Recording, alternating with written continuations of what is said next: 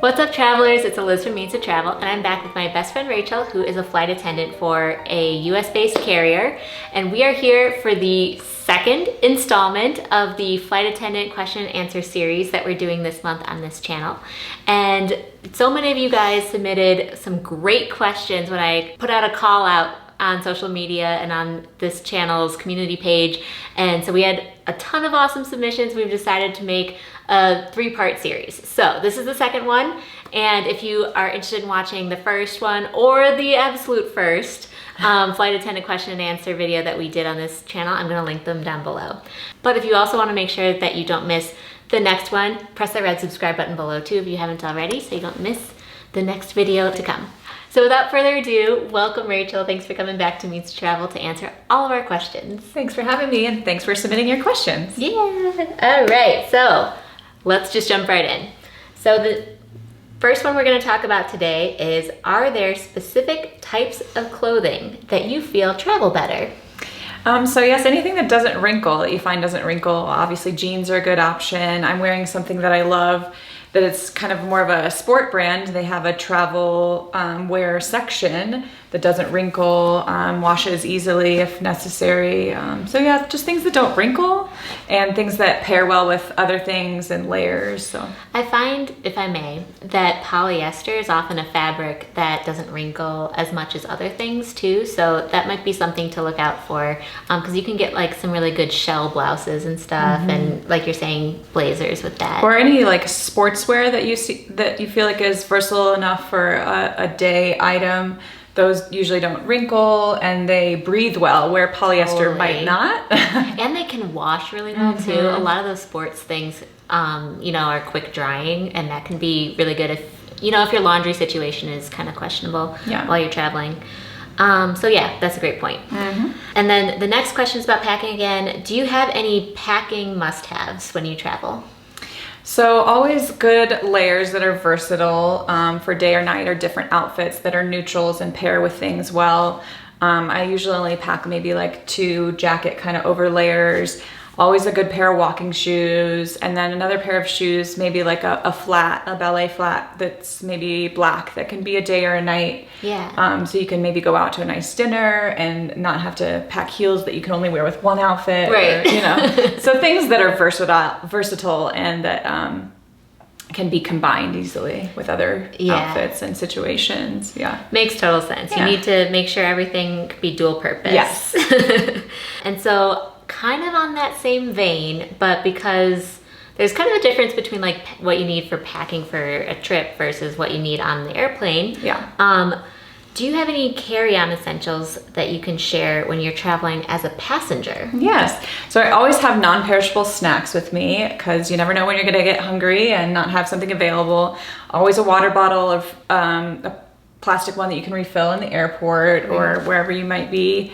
And a lot of the airports have like water fountains that have the filter, and so you can actually like refill your water bottle, and you're not like, it's not the, you're not filling it up with the little button. It's not the grade school water fountains they have. Like most every airport has the water bottle refilling station that's filtered water. Yeah, which is awesome. I know, I use it all the time. Yeah. So bring your own water bottle so you don't have to pay $4 in the airport. Right, and you can fill it up right after you get through security, so it's great. So food, water, and then I get cold on airplanes, especially for any flight longer than a couple hours. So I always make sure I have a layer on top that's nice and comfy and warm, even if I'm going to a warm destination where I might not need it there. Or maybe a scarf to keep my neck warm on the plane, because that takes up a little less space. And then definitely some warm socks for my feet. Even if I'm wearing a flat to the plane while I'm sitting in my seat, I might change into like thick winter fuzzy socks, just because that helps keep me warm. Yeah, I mean, definitely bring the thick socks. And I even will pack my compression socks and then even like thick socks on top of, I'll put them on top, because the plane gets super cold if you're flying a really, really long distance, because it's at a really high elevation. So those are great tips. So the next question is, what are your tips for packing for several days, and do those change with longer trips? So kind of the way I answered the first question, make sure your outfits and clothes and shoes are versatile and you can mix and match. And then for longer trips, I think the most I've taken is kind of 3 weeks. Like right before the pandemic hit in the United States, I was in Southeast Asia for 3 weeks. And so we did plan to do our laundry once or twice. Like say the hotel can do it, or you can find a local laundromat and just take a couple hours to do it yourself. Or Liz loves to do it in the sink, which is definitely doable. If you pack the right things, yeah, it's way easier to do sink laundry than if you pack something that doesn't dry quickly. And then it also depends, the drying depends on the climate that you go to. There's a lot of humid places where your things aren't going to dry in the hotel room overnight. So you got to be cognizant of that. Fair point. Yes. I kind of pack the same thing for like 10 days versus 3 weeks. Just kind of rewear things and yeah. Makes total sense. The next question's like a two-parter, but I'm just gonna start with one. Okay. What's the best part of your job? The traveling, the travel benefits. Whether it's traveling while I'm working, I love to, like I said in the very first video that we did a while back, I love to visit friends and family when I'm on layovers and I'm working. But then the second benefit of that is the travel benefits, meaning the free or reduced fare flights that I get. And so then... And that she gets to go to Southeast Asia. Yeah. Free reduced. Yeah. Okay, so on top of that, what is the worst thing about your job? Being away a lot.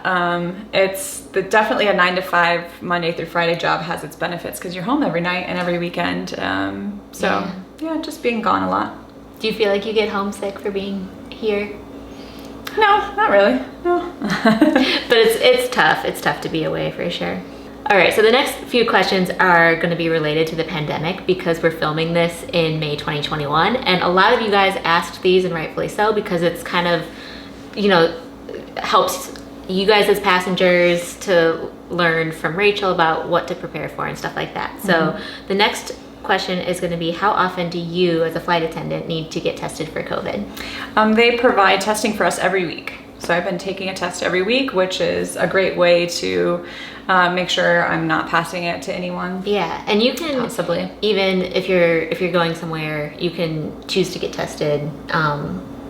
Like one time before we filmed the first flight attendant Q&A, she chose to get tested like right before coming to see me and stuff like that. Yeah, my airline provides it for us free, and it's a rapid test, so about 15 minutes. It's at the airport. It's very convenient. They recommend us doing it every week, and so I have been. Yeah, nice. And I never got COVID, and now I'm vaccinated. So testing every week is very helpful. Yeah, and the pilots and stuff have access to that. Yes. Do other crew? Do you know? Probably. I know other airport workers can. So all the gate agents and the ramp agents, and they have access to that too. Yeah. That's a great benefit. Yeah, keeps you guys feeling good at work too. I'm sure. Before COVID, did you find yourself getting sick a lot? So not really in much more than anyone else's job. Even though I am around hundreds of passengers in a day, I've never found myself that I've gotten sick from them. I've just gotten sick from a sick coworker that I have to sit hip to hip with for several days on a plane. But just like if you work in, an open office or something, I'm sure it's, that extended exposure is the biggest risk. Yeah. Well, that's there's so many people that think that they get sick every time they get on an airplane though. Yeah, I mean, maybe if your seatmate is sick and you're on it for several hours, and makes sense. Yeah. So the next one is, what's been the most difficult challenge that you've had in your job since the pandemic started? Just applying all the COVID precautions, safety precautions that we have in place, and making sure everyone adheres to them so we're all safe, which includes the mask policy. So just making sure everyone's wearing their mask. That makes sense. Yeah. And the very last question is kind of related to that, actually really related to that. Are masks required for the entire trip on an international flight? Yes, they are. They're required the whole time you're in the airport, the whole time you're on the plane, which internationally means you probably are on a longer flight, so you might be hesitant that you'll be able to wear it for several extended hours. So my tip is just make sure you find a mask that's comfortable for you, especially around your ears. Yeah, that was the biggest thing when I had to fly from the US to London last autumn, was it got really tight around my ears. So just make sure. Yeah, just test it out, wear it, frequently before you are gonna travel. I personally have found a mask that works for me, and sometimes my duty day from like stepping out of my own car to getting behind a hotel door in my room is 15 hours. And that's longer than like almost every international flight. And because I'm public facing, and Yeah. that whole time, there's never a time I'm not around my coworker or more other passengers. I eat my food with it on. I take a bite, put it back on, chew. So it's doable, and I think just the key is finding a mask that works for you. Awesome. Yeah. Do you have a mask recommendation, I guess? Sorry, this is my question. No, I said there was one last question. Yeah, so I love they're kind of the non-medical grade. I think some people think they're medical grade, but they're from Costco. They were like a 50 pack for like $8. Awesome. It's not the most environmentally friendly, but it's great for my skin and not having to wash it out in, say, a hotel sink on every layover. And it's super comfortable. So that's what I would recommend. Yeah. Cool. I'll have to give those a try. All right. Well, those were the last questions for this installment. We are going to have a third installment, so definitely press the red subscribe button if you haven't, so you make sure to see that one when it comes out soon. And thank you so much, Rachel, again, for answering all of these amazing questions. You guys submitted so many good ones. Yeah. That I was just delighted that she said yes to, to coming back and making sure that we all have our questions answered. Yeah, thanks for asking. Of course. All right. Well, hope you guys enjoyed this video. If you did, give it a thumbs up down below. And thanks everybody for watching. Cheers. Happy travels. Bye. Hey travelers, don't forget to subscribe and let's hang out more. Here are some links to other helpful travel videos on my channel, and press that notification bell so you don't miss any new and awesome travel videos to come.